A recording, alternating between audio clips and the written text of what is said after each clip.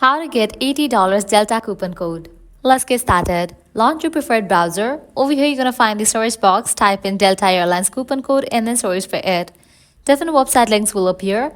Navigate to this one website option, couponfollow.com. With that, you will be directed to this kind of page where you're going to find tons of offers and deals for Delta Airlines.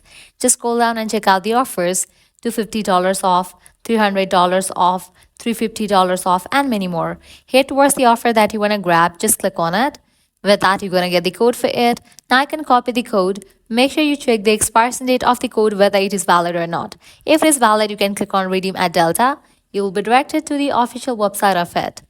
Once you're in the website, you can log into your account, book your flight and check out. In the checkout page, you're going to find this section of codes. Over there, type in your code and confirm it.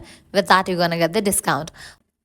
Likewise, you can also try out other offers, as in this website, you're going to find tons of offers and deals for Delta Airlines. The process is exact same to use any of the offer. Lastly, what you can do is head back. Once you're in this website section, you can also check out other website. You can check out this one website, WeThrift.